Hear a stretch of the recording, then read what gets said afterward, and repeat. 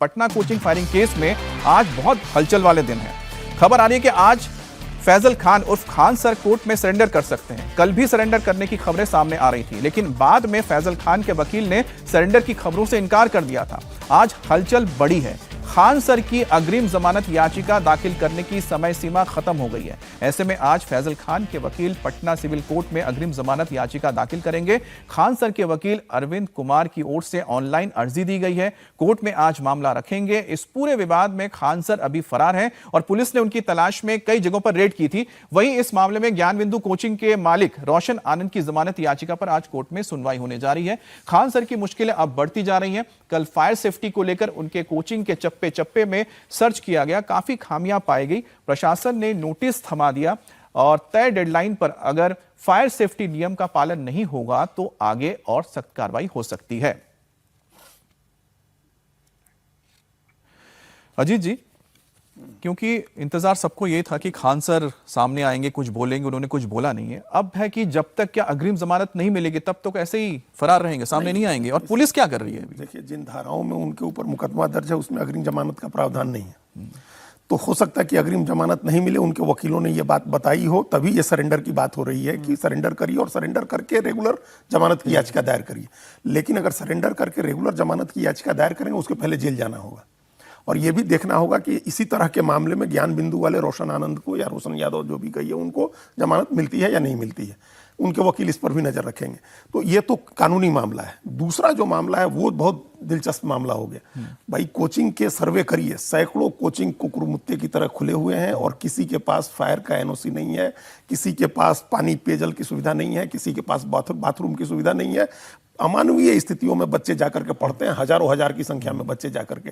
तो ये ऑडिट होना है तो सबका ऑडिट हो और सबके लिए कंप्लायंस सुनिश्चित किया जाए कि ये रूल्स हैं, इनको हर आदमी फॉलो करे। सिर्फ रोशन आनंद नहीं टारगेट हो या फैजल खान नहीं टारगेट हो, दूसरे अनेक लोगों के कोचिंग से उसी इलाके में, ये कोटा के बाद सबसे बड़ा कोचिंग का हब बना हुआ है पटना में। तो ये सबके लिए सुनिश्चित करना चाहिए। ये अच्छी बात है कि 15 दिन का समय दिया गया खान के कोचिंग को और ये कहा गया कि आप चीजें ठीक करिए। तो सब लोग ठीक करें और इसको सख्ती से करें तो कोई दुर्घटना नहीं होगी। और इस तरह की घटनाएं जो हुई हैं, ये तो इस तरह का कल्चर आ गया है अमित जी कि आज पहले वहां के ठेकेदार बंदूक लेकर के घूमते थे अपना टेंडर लेने के लिए, और आज कोचिंग चलाने वाले लोग बंदूकें लेकर के घूमते हैं पता नहीं किस बात के लिए। तो फिर क्या पढ़ाई होगी, क्या कल्चर बनेगा और क्या आप बच्चों को एक संस्कार देंगे जब आप खुद ही हथियार लेकर घूम रहे हैं? बिल्कुल आपने सही बोला कि सर, हमने जब देखा कि वहां पर जो वीडियो आया था जिसमें खान सर अपने बॉडीगार्ड को बोल रहे हैं सज्जन जी की, हाँ, कि ले जा रहे हैं कि फायरिंग करो, और बोल रहे हैं कि मैं कह रहा हूं कि फायरिंग करो। भाई, फायरिंग की जरूरत क्या हो, तो पढ़ाई लिखाई के लिए पहुंचे ना। तो जब हम कहते हैं कि ये कोचिंग माफिया है या कोचिंग गैंगस्टर बन गए हैं क्या सब लोग यहाँ पर? नहीं, देखिए, वो कहते हैं ना, आए थे हरि भजन को, होटल लगे रोकना भी तो चाहिए कहीं, तो कोई होनी चाहिए ना नियम कानून। नियम कानून दिक्कत यह है कि कोचिंग अभी जो सोशल मीडिया के थ्रू जो पॉपुलैरिटी इनकी बढ़ रही है, उससे इनका जो अपने स्वयं के सेल्फ को लेके जो एक एग्जॉल्टेड सेंस आता है ना, कि आप खुद को देखते हैं, आपको पॉलिटिक्स करनी है, पॉलिटिक्स में आप कोचिंग चला रहे हैं, बच्चों को पढ़ा रहे हैं, लेकिन हाव भाव आपका मंत्री वाला हो, वो नहीं चलेगा। तो दिक्कत वही है कि जो कहते हैं आए थे हरि भजन को, होटल लगे का पास, जो लाव लश्कर लेके चलते हैं। आपको खतरा है जान का, सुरक्षा का खतरा है, आप सरकार को अर्जी दीजिए। सरकार को किस बात का खतरा है? टीचर है वो। एक आध घटना पास्ट में हुआ है जब कोचिंग संचालकों के ऊपर हमले हुए, गोलीबारी हुई, ये सब हुआ है, ऐसा होता रहा है।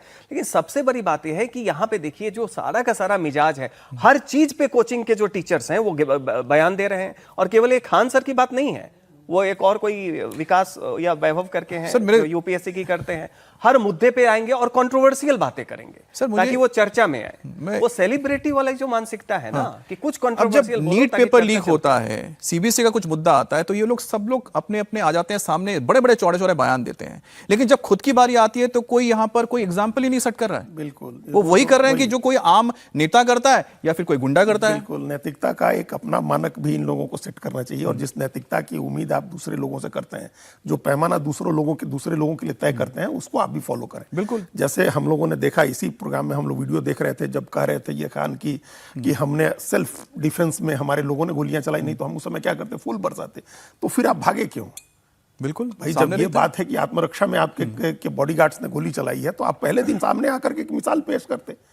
तो ये उन्होंने नहीं की है, ये उन्होंने भी नहीं की है। असल में समस्या जो अभी आप पूछ रहे थे ना कि वहाँ कोचिंग का जो धंधा बढ़ा है, ये बिजनेस है, इसमें कोई शिक्षा का मतलब नहीं है, ये कारोबार है। जैसे किसी दूसरे उत्पाद का कारोबार होता है उस तरह का कारोबार है ये, और उसमें ऐसी गलाकाट प्रतिस्पर्धा है जिसकी वजह से इस तरह की घटनाएं हो रही हैं। लोग हथियार लेकर के चल रहे हैं, गोलियां चल रही हैं। और दूसरा कारण यह है कि ये कोचिंग इंस्टीट्यूट्स भी कास्ट के नाम पर, धर्म के नाम पर बटे हुए हैं। शिक्षक की जाति के आधार पर छात्र जाते हैं, फिर एक जातीय वॉर में वो तब्दील हो जाता है। तो ये कई तरह की समस्या है वहाँ, और सरकार अगर इसको कायदे से रेगुलेट नहीं करेगी तो ये एक बॉम्ब की तरह है जो कभी भी एक्सप्लोड हो सकता है। और वो छात्रों के रुख में भी दिख रहा है। खान और वो जो रोशन आनंद है, दोनों कोचिंग के छात्र, ऐसा लग रहा है कि एक दूसरे से भिड़ जाएंगे। हाँ, मैं तो वही कह रहा हूं कि जब आप नीट को लेकर सरकार से 10 सवाल पूछते हैं, आप शिक्षा मंत्री का इस्तीफा मांगते हैं, और जब खुद आपके ऊपर आती है तो आप किस तरह का मिसाल पेश कर रहे हैं लोगों के सामने, है ना? आप भी तो कोई मिसाल पेश कीजिए ना, कि जिसको लोग फॉलो करें कि हाँ भाई इसमें कोई जबरदस्त चीज है, कि हाँ हम जो कहते हैं